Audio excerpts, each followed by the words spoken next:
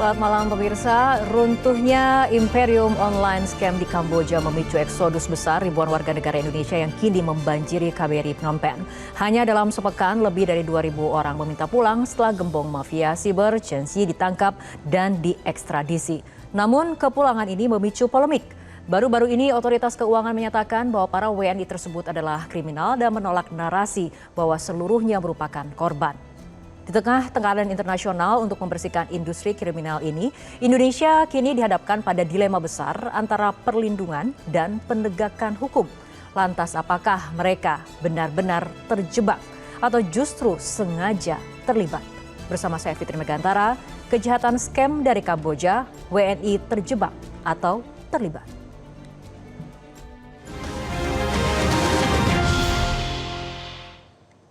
Pemirsa, kami akan membahas topik untuk malam hari ini dengan narasumber yang telah hadir di studio Metro TV. Ada dari Amnesty International Indonesia, Mas Hairil Halim. Selamat malam, Mas Hairil. Apa kabarnya? Baik. Baik, terima kasih sudah hadir di studio Metro TV dan juga ada ahli forensik digital Pak Ruby Alamsyah. Pak Ruby, selamat malam. Terima kasih sudah hadir di studio Metro TV.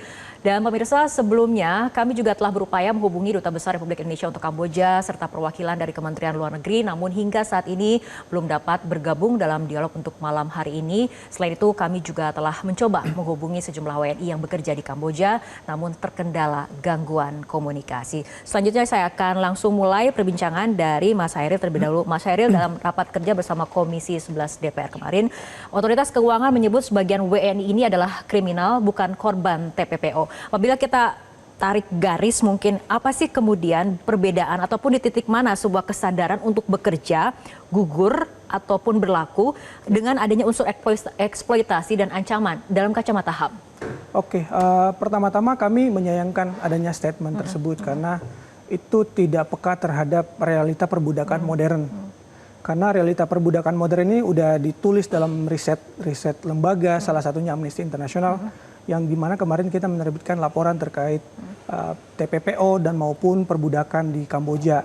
Jadi kami khawatir statement yang ingin mengkriminalisasi para korban TPPO tersebut itu menjauhkan pemerintah dari tanggung jawabnya untuk mengusut TPPO-nya sendiri. Jadi kita perlu melihat bahwa aktivitas yang dilakukan oleh WNI maupun dari orang-orang dari berbagai negara di Kamboja itu bukan suatu aktivitas yang berdiri sendiri, tapi melainkan berasal dari kejahatan yang lebih besar yang kita sebut TPPO dan perbudakan. Nah, dari riset yang dilakukan oleh Amnesty International, kita launching pada bulan Juli lalu, itu riset selama hampir 2 tahun, kita menemukan hampir semua korban yang kita interview itu adalah korban TPPO maupun perdagangan manusia maupun perbudakan. Jadi data apa yang mendukung bahwa ini adalah statusnya sebagai korban dari TPPO, Mas Hairil? Kita menyebut dalam laporan tersebut kita menyebut sebagai korban karena kita melihat bahwa mereka melakukan aktivitas scamming di dalam compound tersebut itu dilakukan secara paksa. Jadi mereka berangkat ke Kamboja mayoritas itu karena tertipu. Banyak dari mereka itu yang sebenarnya tidak ingin ke Kamboja. Mereka tergoda iming-iming ditawari pekerjaan dengan gaji tinggi di Thailand, di Malaysia ataupun di negara-negara lain, tapi ujung-ujungnya ternyata mereka dibawa ke Kamboja. Disinilah aspek perdagangan manusianya. Mereka pun nggak tahu mereka bakalan bekerja apa di Kamboja, dan ujung-ujungnya langsung masuk ke dalam scamming compound yang seperti penjara ini, yang dipenuhi oleh pagar besi. Tingkat pengamanan tinggi seperti itu. Tingkat pengamanan tinggi, itu mereka peluang untuk kabur sebenarnya itu sangat sulit di sana. Karena saking tingginya pengamanan yang berada dalam scamming center tersebut. Jadi kita menemukan mayoritas hampir semua itu bekerja karena pertama mereka nggak mengetahui apa yang mereka lakukan. Kedua, mereka terpaksa. Jadi kita menemukan apa yang disebut sebagai forced criminality. Jadi kriminalitas paksaan. Jadi para sindikat di sana ini memaksa mereka melakukan tindak pidana dan kemudian diancam bahwa kamu udah melakukan tindak pidana, kamu mau tetap bekerja di sini atau saya laporkan ke otoritas Kamboja. Jadi mereka tidak punya pilihan kecuali untuk melakukan apa yang dipaksakan terhadap mereka. Nah, disinilah definisi kita masuk menganggap mereka sebagai korban. Oke. Apakah dari data Amnesty juga ada kemudian yang mencatat ataupun mendata ketika kemudian seseorang misalnya yang datang dari Indonesia seperti itu mengetahui pekerjaan apa yang dimaksud, apakah kemudian ini pekerjaan dalam industri ilegal atau tidak? Apakah ada data seperti itu? Jadi memang dalam di korban yang kami interview ada satu dari Indonesia kebetulan. Sampelnya, ini kan sampel kita dari 8 negara, satu dari Indonesia. Kebetulan orang yang Indonesia ini udah pernah bekerja di Kamboja dan kembali lagi ke Kamboja. Dia pulang ke Indonesia karena itu terjebak atau terlibat tuh Mas Hair? Awalnya dia make money, bisa menghasilkan uang dengan bekerja sebagai scammer di Kamboja.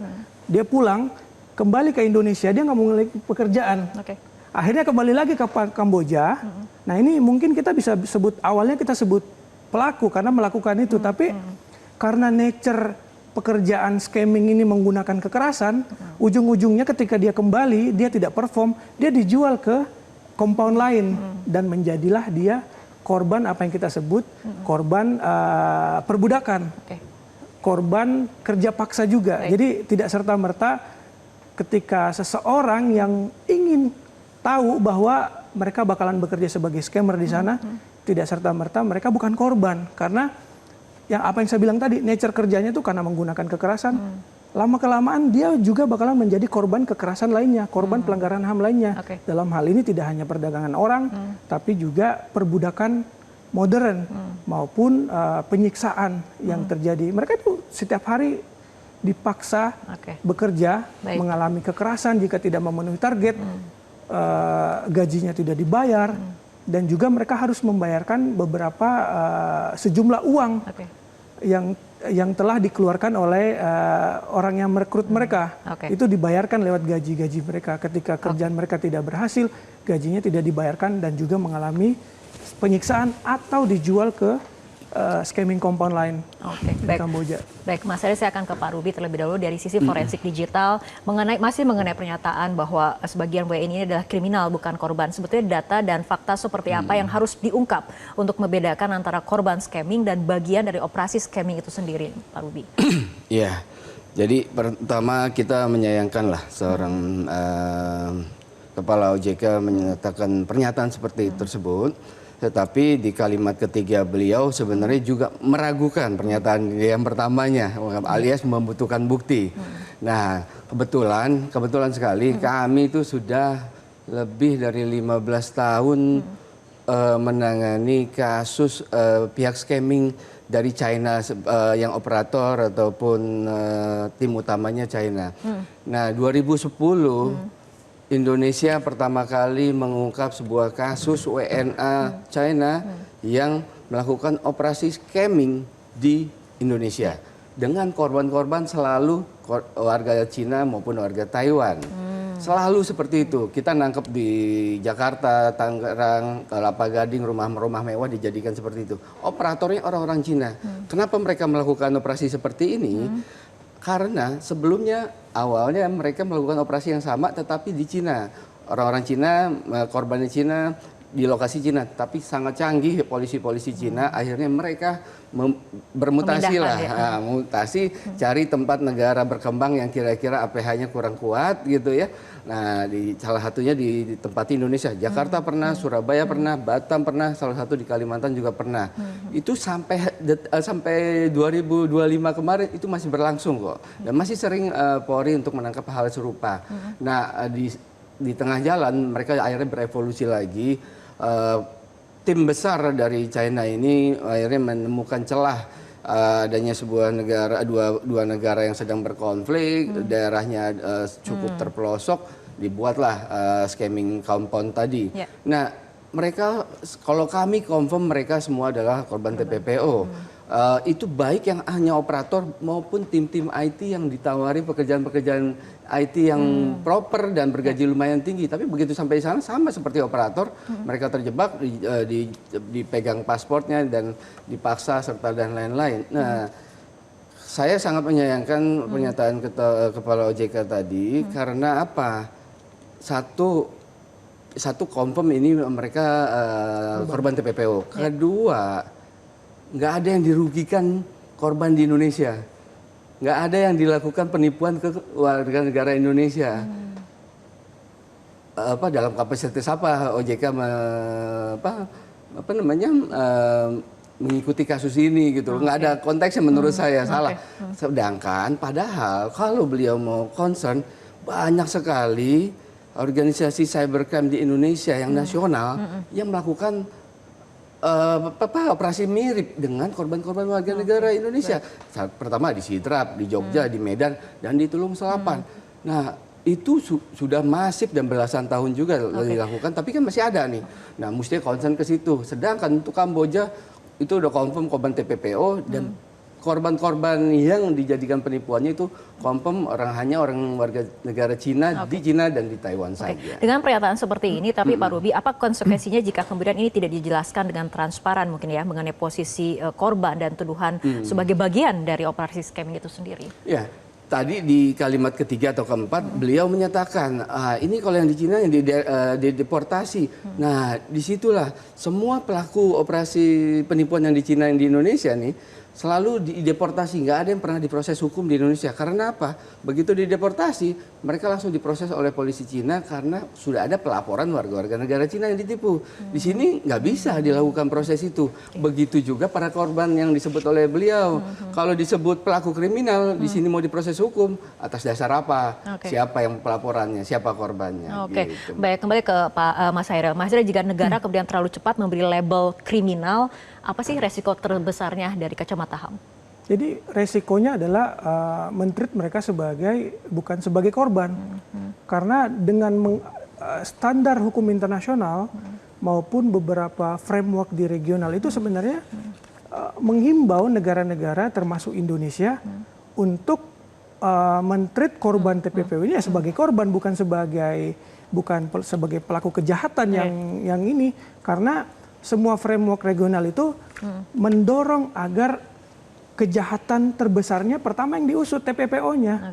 Jadi jangan sampai yang diusut adalah para korban ini, tapi kejahatan utamanya tidak tersentuh sama sekali.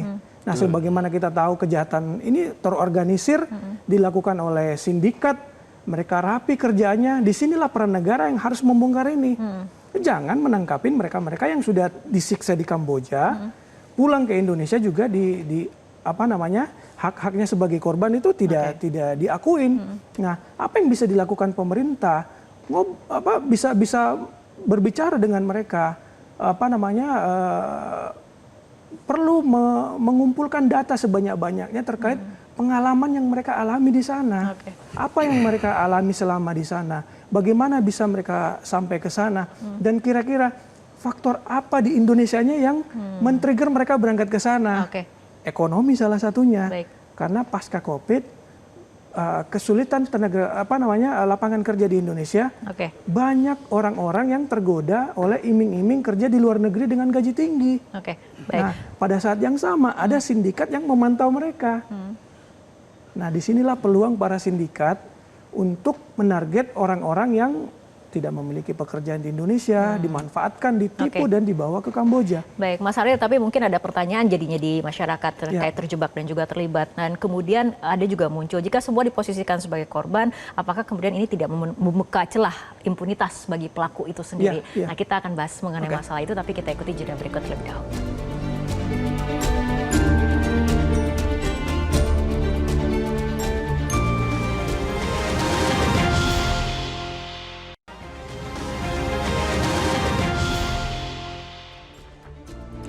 Kita akan lanjutkan kembali perbincangan. Saya akan ke Pak Ruby. Pak Ruby, Ketua Otoritas Jasa Keuangan juga menyinggung pemulangan yang dilakukan ataupun tindakan yang dilakukan oleh pemerintah Cina kepada warga negaranya dengan proses ekstradisi. Artinya ada proses hukum yang menanti karena mereka diduga menjadi pelaku ataupun bagian dari operasi scamming tersebut. Apakah kemudian langkah ini relevan dengan pemerintah kita? Tidak, karena pelaku penipuan hanya melakukan penipuannya kepada korban-korban warga negara Cina di Cina dan juga di Taiwan saja. Semua kelompok itu hanya menargetkan tersebut. Tapi jadi kalau di Indonesia nggak ada konteksnya, mereka dilakukan proses hukum, misalnya perlu dilakukan ekstradisi untuk diproses hukum selanjutnya. Tidak, karena tidak ada korban di sini. Mereka bukan melakukan penipuan terhadap orang warga negara Indonesia, tidak sama sekali. Itu berbeda.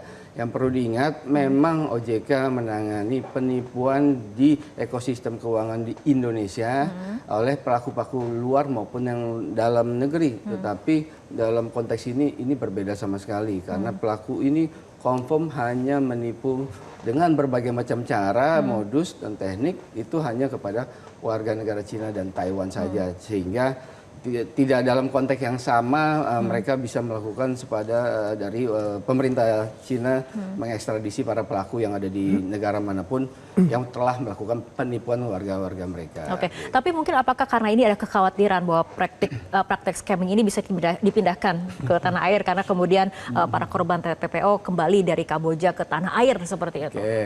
Satu, mereka hanya operator dan yang operator serta yang menjalankan sistem IT-nya misalnya. Tetapi mereka sama sekali bukan aktor intelektual maupun sebagai investor yang menjalankan bisnis tersebut, tanda kutip ya.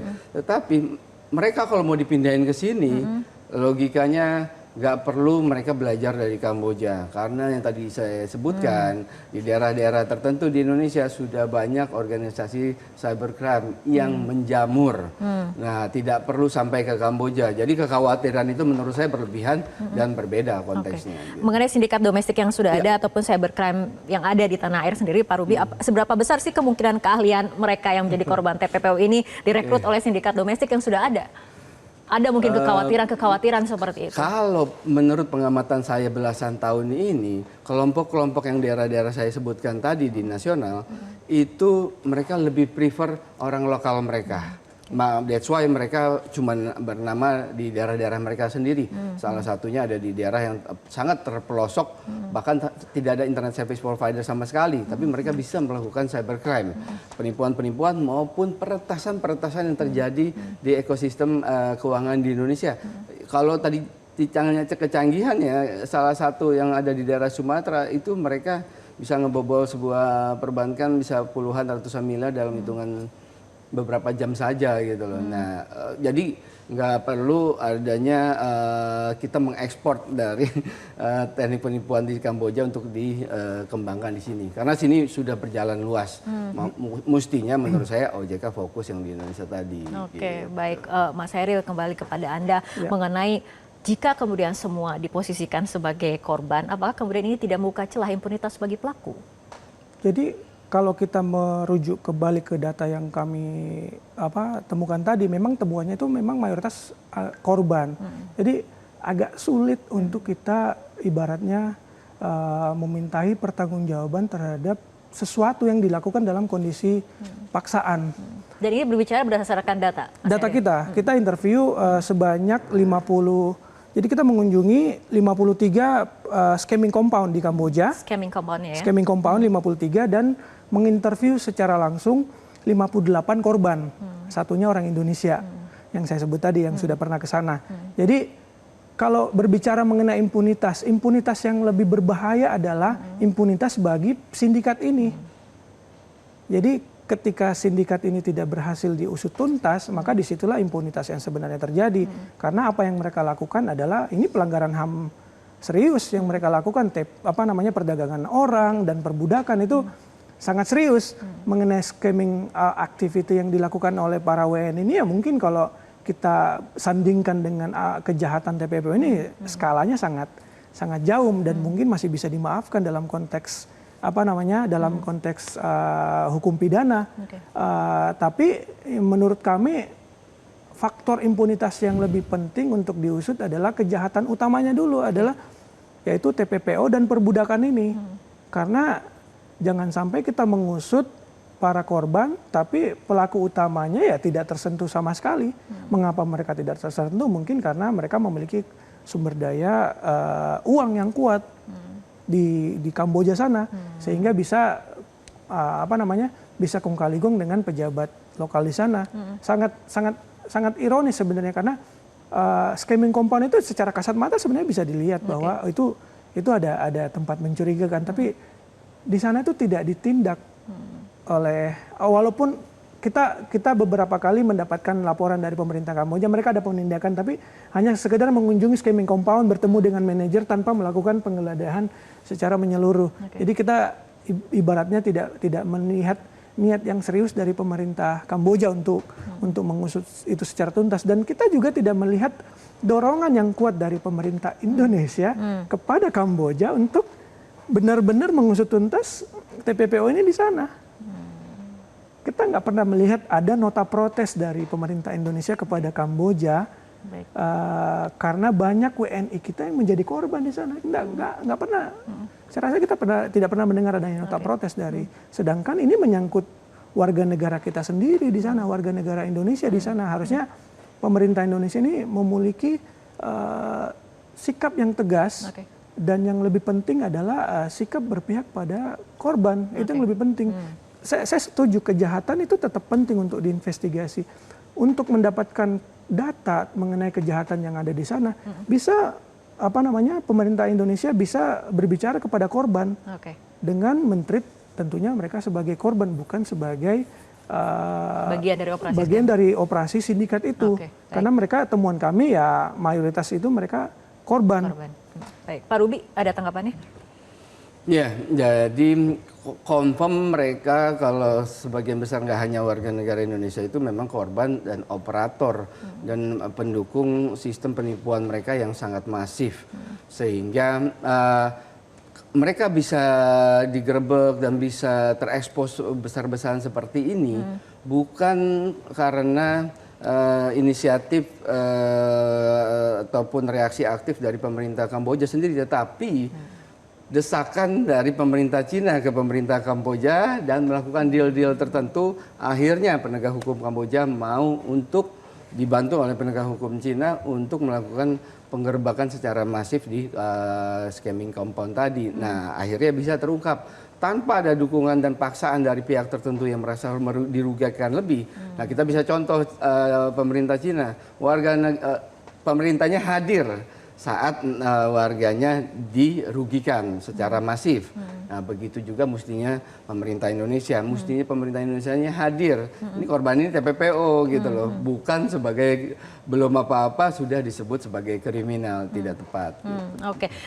Mengenai kondisi saat ini yang terjadi, Mas Heri, ini kan ada lonjakan WNI yang kemudian memang merasa menjadi korban TPP untuk kembali ke tanah air seperti itu. Menurut Anda saat ini kondisinya apa sih yang membuat kendala utama dalam proses pemulangan ini menurut Anda? Diplomasi di sanakah yang kemudian sulit atau bagaimana? Jadi memang sebagian dari mereka juga itu paspornya diambil di scamming compound itu. Jadi kemungkinan pada saat berhasil kabur itu mereka tidak memiliki dokumen keimigrasian, sehingga mungkin banyak yang ditahan di rumah tahanan imigrasi di sana. Nah, ini permasalahan yang kita temukan juga di sana, bahwa di Kamboja mereka juga tidak ditreat sebagai korban, tapi dianggap sebagai orang yang masuk secara ilegal ke Kamboja karena nggak memiliki dokumen keimigrasian. Tapi sebagaimana kita tahu berdasarkan data kami itu, sebagian dari mereka itu sebenarnya tidak tahu akan ke Kamboja. Dan ujung-ujungnya ya tiba-tiba mereka ada di sana. Jadi mereka juga tidak mungkin tidak memiliki niat untuk masuk secara ilegal, tapi ditreat sebagai masuk secara ilegal di sana, padahal mereka korban perdagangan orang yang dipindahkan oleh sindikat dari satu tempat ke tempat lain dan masuk ke Kamboja tanpa sepengetahuan mereka. Jadi itu salah satu permasalahan kita temukan di sana, bahwa ada yang ditahan selama berbulan-bulan di di rumah tahanan imigrasi di sana, dan memang tantangan bagi pemerintah Indonesia maupun KBRI di sana itu menyediakan fasilitas yang cukup untuk memproses adanya komplain-komplain, adanya laporan-laporan dari WNI yang ingin ingin pulang ke Indonesia karena telah berhasil keluar dari penjara compound yang ada di Kamboja sana. Tantangannya di sini, dan memang jumlahnya sangat besar. Kami meminta kayak KBRI untuk meningkatkan lagi kapasitas mereka, sumber daya mereka untuk mengurusi semua laporan-laporan dari WNI yang masuk di sana, karena itu lebih penting. Dan ingat, treat mereka sebagai korban untuk memastikan bahwa hak-hak mereka itu terpenuhi. Itu yang lebih penting. Jangan dari awal udah ada label mereka kriminal, akhirnya nanti itu mempengaruhi pelayanan yang ada di KBRI. Oke, baik. KBRI sendiri mungkin saat ini sedang berproses untuk proses pemulangan dari para korban TPPO-nya sendiri. Tapi Pak Ruby, apakah kemudian pemulangan saja sudah cukup memenuhi tanggung jawab negara? Tidak, pastinya tidak. Pastinya negara itu minimal harus menginterview mereka kan, pastinya, dan mendapatkan data sebanyak-banyaknya bahwa yang sebenarnya terjadi apa, kerugiannya seberapa besar, kerugian material, kerugian imaterial. Nah, sehingga korban ini ya bisa mendapatkan hak-hak mereka kembali, dan mestinya sih ini kan sudah berlangsung cukup lama ya. Mestinya ada pihak-pihak tertentu, saya kurang bisa pastikan siapa, mestinya ada yang bisa memprofil kejahatan ini sehingga para calon-calon korban yang mau dikirim misalnya ke Kamboja seperti kemarin itu sudah bisa difilter lah minimal, dan tidak perlu menjadi korban yang terlalu jauh gitu. Nah, karena nggak ada filter yang proper menurut saya di sini, mungkin juga tidak ada ya filter kita ke luar negeri maupun filter saat mereka masuk ke negara yang lain yang sebelum masuk ke Kamboja, sehingga akhirnya mereka tuh dibawa dari negara lain masuk ke Kamboja, itu kan jatuhnya ilegal. Nah, otomatis mereka takut dan merasa merasa bergantung kepada para penipu ini. Nah, akhirnya mereka mengikutilah apa yang diinginkan oleh para penipu, jadilah mereka budak. Tetapi ini kebetulan budaknya budak yang di zaman teknologi ini, ya mereka menjalankan aktivitas penipuannya. Sehingga pemerintah itu mestinya banyak yang bisa dilakukan sebenarnya, nggak hanya formalitas yang dilakukan oleh KBRI dan pihak-pihak lain, tetapi banyak hal yang bisa dipelajari dari sini sehingga tidak kejadian di kemudian hari lagi. Mestinya itu yang bisa kita lakukan. Melihat perkembangan situasi saat ini, artinya pemerintah ini sebetulnya fokus pada perlindungan atau penindakan penegakan hukum. Nah, saya tunggu pendapat dari bapak-bapak, tapi kita ikuti jeda berikut terlebih dahulu.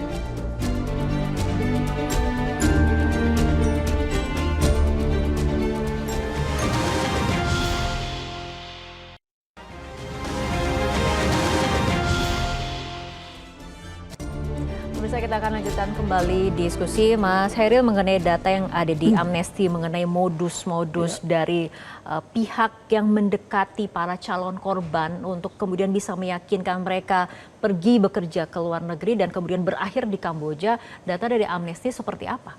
Jadi kalau dari temuan kami itu sebenarnya modusnya itu banyak melalui Instagram dan Facebook. Jadi job advertisement atau lowongan pekerjaan iming-iming itu banyak diinformasikan lewat Facebook, dan tentunya sindikat ini juga udah menyasar nih mereka-mereka yang mencari kerja, para job seekers di tidak hanya di Indonesia tapi di negara lain juga. Mereka punya kaki tangan lah di Indonesia untuk menyasar mereka-mereka yang ingin mencari kerja. Jadi salah satu yang temuan kami itu ini mungkin konteksnya di Thailand, tapi relevan juga di konteks Indonesia itu diiming-imingin bekerja di hotel mewah. Jadi disebutkan di situ gajinya tinggi dan juga nanti bisa sekalian berenang di hotel. Jadi ini orang yang tidak pernah masuk ke hotel, terus diiming-imingin kerja di hotel berbintang 5 dan bisa berenang. Jadi korban ini yang kami interview itu sudah membayangkan bahwa nanti begitu sampai di sana dia mau berenang di hotel tersebut, tapi ternyata ujung-ujungnya masuk ke dalam scamming compound yang ada di sana. Jadi memang sosial media yang Instagram dan Facebook yang menjadi medium yang paling banyak kita temukan itu, mereka memposting lowongan-lowongan pekerjaan, dan mereka itu sebenarnya banyak yang tidak tahu bahwa pekerjaan itu di Kamboja. Nanti iklannya itu bisa kerja di hotel di Thailand, bisa kerja hotel di Malaysia, ataupun di negara-negara lain. Tapi ya ternyata memang karena mereka ditipu ya, mereka tidak tahu akan bekerja di mana. Dan akhirnya si sindikat ini mengatur perjalanan dan membelikan tiket pesawat dan segala macam. Pokoknya sangat meyakinkan sehingga para korbannya ini mau untuk berangkat karena sudah disediakan tiket dan akomodasi segala macam oleh para sindikat ini. Dan dijemput di ketika melewati bandara akan dijemput di imigrasi atau yang masuk secara ilegal nanti bisa melalui kapal dan segala macam. Jadi jalurnya memang ada yang legal, ada yang ilegal masuk ke dalam Kamboja. Jadi memang modus-modusnya itu ya mereka penipuan dan hampir sebagian besar dari mereka memang tidak tahu bahwa mereka akan bekerja sebagai penipu online di pusat-pusat scamming compound tersebut. Ada beberapa yang temuan yang kita bilang tadi bahwa memang tahu sadar bahwa dia akan bekerja sebagai scammer di sana. Dan mungkin pengalaman pertamanya itu yang kita interview tidak mengalami kekerasan, tapi pengalaman keduanya dia menjadi korban. Jadi ketika metode TPPO digunakan, itu menggugurkan sekalipun dia punya niat untuk bekerja di sana sebagai scammer, ketika metode TPPO sudah digunakan yaitu kekerasan, penipuan maupun memanfaatkan kerentanan seseorang. Itu sebenarnya menggugurkan apa yang niatnya yang tadi, dan ini membuat dia menjadi bisa dianggap sebagai korban ketika metode TPPO itu sudah digunakan oleh sindikatnya ini. Oke, tapi tadi artinya modus pendekatannya sebagian besar adalah dari media sosial. Lewat media sosial, lewat pengumuman-pengumuman lowongan pekerjaan. Oke, nah Pak Ruby mungkin bisa mengenai profiling itu sendiri sebagai tindakan pencegahan ketika kemudian modus pendekatannya sudah bisa di mapping nih dari media sosial seperti apa? Iya, mereka simpel pakai OSIN namanya, ada Open Source Intelligence. Tools OSIN mereka sangat cepat bisa mendapatkan calon-calon korban yang kira-kira potensial menjadi yang mereka akan rekrut. Nah, itu udah mereka targeted. Itu simpel. OSIN itu banyak bisa digunakan untuk penegakan hukum, tapi juga bisa salah gunakan untuk profiling yang untuk penipuan ini. Nah, sehingga apalagi cukup banyak pengguna medsos di Indonesia itu yang terlalu mengekspos berlebihan lah informasinya. Makanya tools OSIN ini sangat mudah memprofiling orang-orang seperti ini.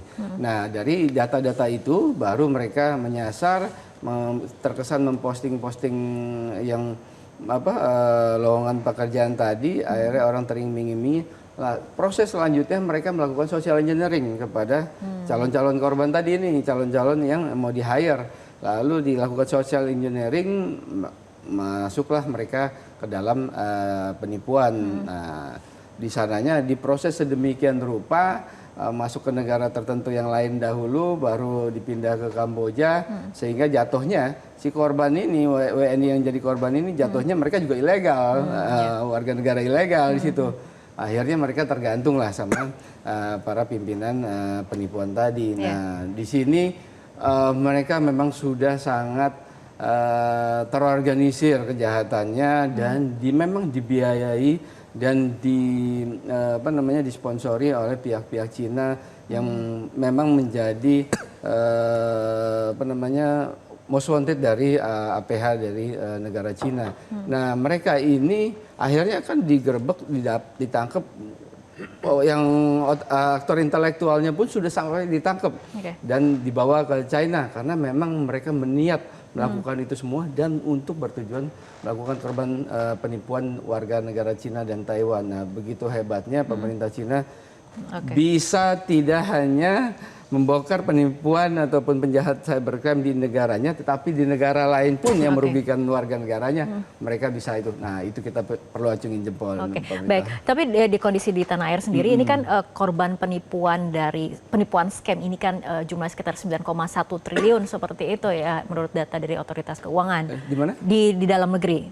Oh, Oke. Nah itu maksudnya ketika kemudian kita sudah tahu modus, bisa kemudian profiling. Tadi katakan OSIN ini bisa menjadi pisau mata dua seperti itu ya, bisa dilakukan untuk kejahatan, tapi juga ini bisa dilakukan oleh APH untuk profiling. Betul. Untuk kemudian memutus rantai itukah Pak Ruby? Oh bukan. Jadi 9,1 maksud laporannya itu penipuan oleh scamming Kamboja bukan kan? Enggak, korban penipuan scamming di Indonesia. Di Indonesia. Oke, nah itu tepat itu menurut saya tepat. Mestinya kenapa nggak fokus sama pelaku yang 9,1 triliun itu dan adanya di Indonesia gitu loh. Nah itu yang mestinya OJK bisa menutup itu semua, nggak usah fokus yang di Kamboja nih. Kamboja jadi korban skala bos, prioritasnya gitu kan. dulu ya. Skala prioritas jauh dari kecuali OJK sudah merana internasional gitu ya. Nah, tapi kan ini enggak. Nah, kalau yang 9,1 triliun itu OSIN itu tools bisa digunakan oleh siapa saja sebenarnya. Tapi penegak hukum dan juga kami yang mirip sama penegak hukum digital forensic investigator ini, kami juga menggunakan tools OSIN ini untuk melacak orang, melakukan profiling orang, melacak tempat dan lain-lain. Apalagi ada untuk memutus agen yang merekrut para calon itu korban. Sangat bisa. Nah itu harus ada operasi dari entah pihak yang berwenang siapapun di Indonesia ini bisa melakukan itu untuk memutus itu. Salah satunya kan Komdiji. Komdiji selama ini kan cyber patrol juga, tapi kan fokus ke judi online dan yang pornografi, utamanya seperti itu. Belum menyasar yang ke sini nih. Nah mungkin nantinya ke depan Komdiji bisa diarahkan untuk melakukan cyber patrol untuk para pelaku yang tadi. Menarik itu Mbak. Oke, baik, kembali kepada Mas Hairil dengan kemudian dinamika yang saat ini ada dan kemudian datanya ada lonjakan jumlah WNI di Kamboja yang naik sekitar 11 kali lipat dalam 5 tahun terakhir. Di situasi seperti ini pemerintah mungkin dilema ya, harus kemudian melindungi ataupun penegakan hukum dan penindakan. Menurut Mas Hairil seperti apa? Jadi sebenarnya penegakan hukumnya itu tidak harus mengorbankan hak-hak para korban ini. Melalui korban ini sebenarnya pemerintah bisa mendapatkan data-data mengenai sindikat-sindikat yang merekrut mereka. Kan semua di jejak digitalnya ada sebenarnya. Di mana lowongan itu diposting, terus lewat sosial media Instagram atau Facebook. Nanti kan semua bisa ditelusuri mungkin oleh Kominfo ataupun cybercrime Mabes Polri yang punya wewenang di sana. Itu nanti bisa diusut secara tuntas sebenarnya.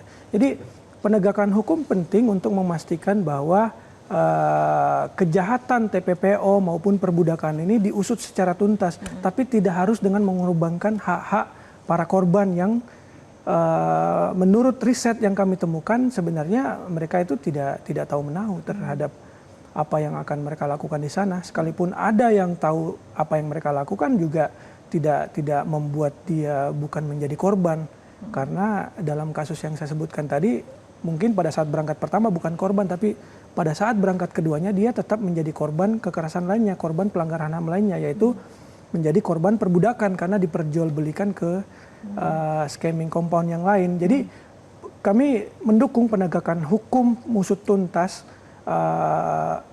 TPPO maupun perdagangan TPPO dan juga perbudakan yang ada di sana.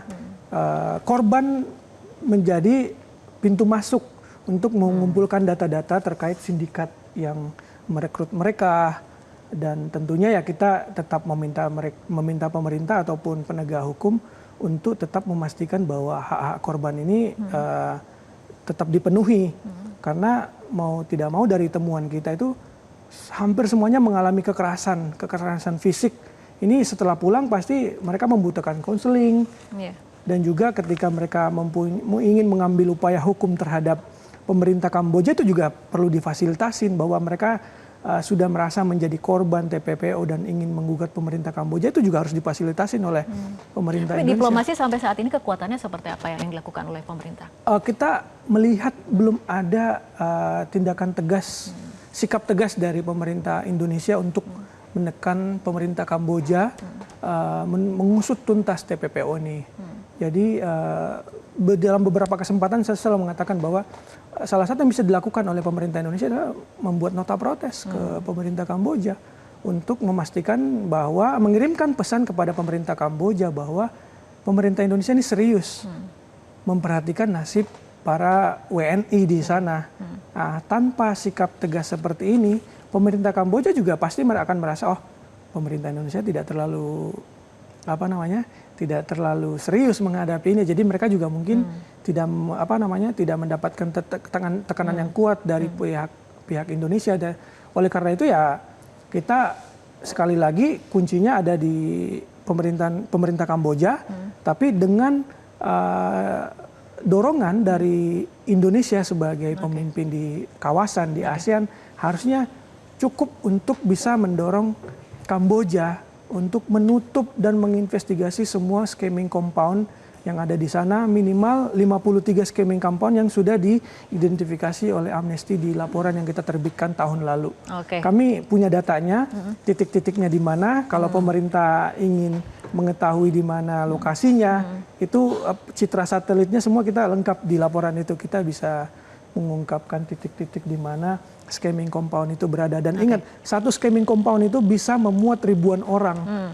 Jadi bisa dibayangkan berapa berapa warga negara Indonesia, ini ya tentunya tidak hanya orang Indonesia yang ada di sana, itu bekerja di skimming compound ini. Ada 53 yang sudah kita identifikasi, ada yang belum teridentifikasi. Satu skimming compound bisa memuat ribuan orang. Amnesty punya data mengenai lokasi. Kita punya data, punya lokasi, dan citra satelitnya citra juga satelit di 53 titik yang kita identifikasi sebagai skimming compound tersebut. Ada di laporan kami. Mas Heri dan juga Pak Ruby, kita akan lanjutkan kembali perbincangan, tapi kita ikuti jeda berikut terlebih dahulu.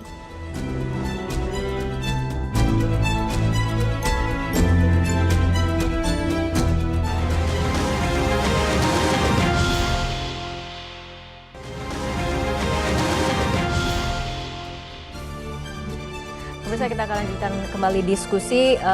Pak Ruby tadi menarik, tadi Mas Hairil mengatakan Amnesty punya data mengenai di mana saja lokasi scam compound-nya, kemudian citra satelitnya juga kemudian bisa diakses secara publik, seperti itu ya Mas Hairil. Artinya sebetulnya ini bisa ditindaklanjuti dengan cepat, Pak Ruby, atau seperti apa follow up yang paling tepat? Ya, saya aja dari naluri saya sebagai investigator, saya langsung ngobrol sama beliau apakah data itu publik, ternyata nah dari situ aja kita bisa melakukan analisis yang lumayan banyak. Nah, ditambah lagi kalau pemerintah memang niat mengungkap kasus ini dan memberikan pelindungan yang optimal kepada warga negara Indonesia yang menjadi korban, minimal akan melakukan interview person to person yang di KBRI di sana, yang masih ada di sana maupun yang sudah kembali di Indonesia. Dari data-data mereka, informasi-informasi mereka itu akan kaya. Kaya akan apa? Informasi baik untuk melakukan investigasi atau bikin nota protes ke negara Kamboja maupun juga untuk penjagaan ke berikutnya. Kan kita bukan hanya mau melindungi warga negara yang udah jadi korban nih, tapi yang kedepannya juga nantinya kan. Belum tentu kompon di Kamboja ini berhenti di sini aja, bisa aja nanti muncul di tempat lain. Nah, sehingga dari data-data yang didapat dari Amnesty, didapat dari para korban-korban, maupun kerjasama antara APH, polisi dengan Polri dengan kepolisian di Kamboja lewat Interpol, mereka bisa dapetin data lebih. Akhirnya apa? Bisa menyimpulkan yang konkret dan bisa memberikan sebuah langkah preventif ke depannya untuk melakukan pelayanan perlindungan kepada warga Indonesia tidak lagi menjadi korban-korban ini dan tidak melabel korban yang ada sekarang ini langsung disebut kriminal. Tadi dikatakan oleh Mas Heri ya, korban ini bisa menjadi pintu masuk untuk membongkar kejahatan yang lebih besar. TPPU-nya sendiri, penipuannya sendiri seperti itu. Kira-kira data-data apa sebetulnya bisa diambil ketika kemudian investigasi person to person-nya itu dilakukan? Pertama, kalau mau melakukan digital forensik, pastikan mereka dikontak lewat media sosial. Kita handphone atau laptop atau PC yang mereka melakukan komunikasi, kita forensik, itu bisa dapetin data banyak.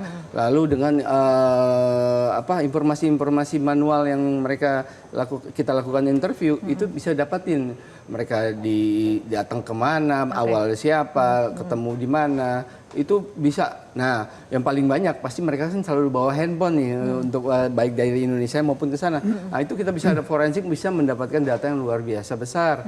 Sehingga dari data-data itu, yaitu tadi kita sebutkan, bisa mendapatkan data buat investigasi, juga buat membuat kebijakan baru agar terjadi preventif ke depannya. Gitu, nah, mengenai kebijakan Mas Hairil dengan adanya kondisi seperti ini, artinya kebijakan apa yang paling tepat yang saat ini harus diambil oleh pemerintah, baik itu kemudian jangka pendek ataupun jangka panjang?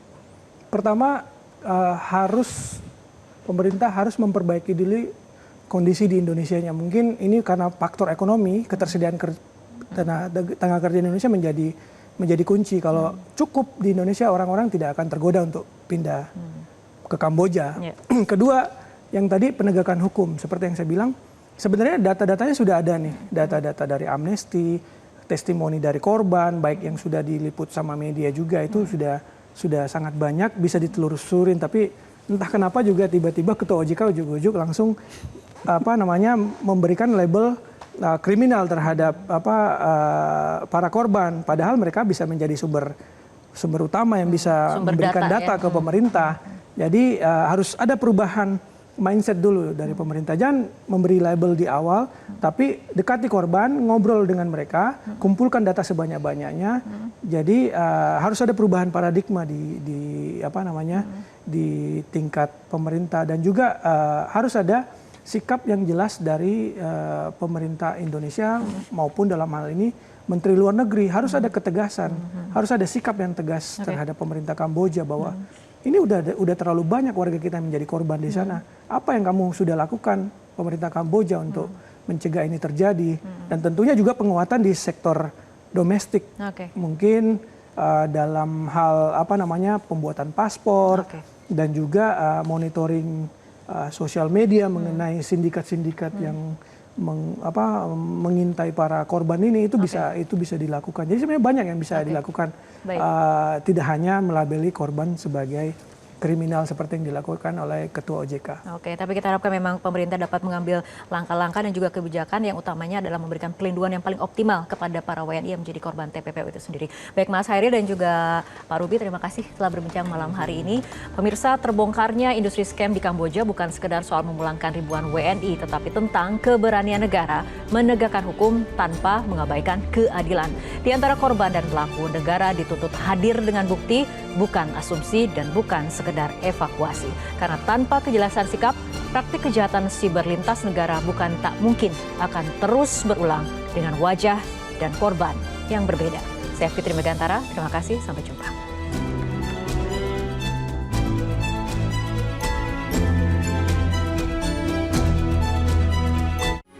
Metro TV. Jelajahi cara baru mendapatkan informasi. Download Metro TV Extend sekarang.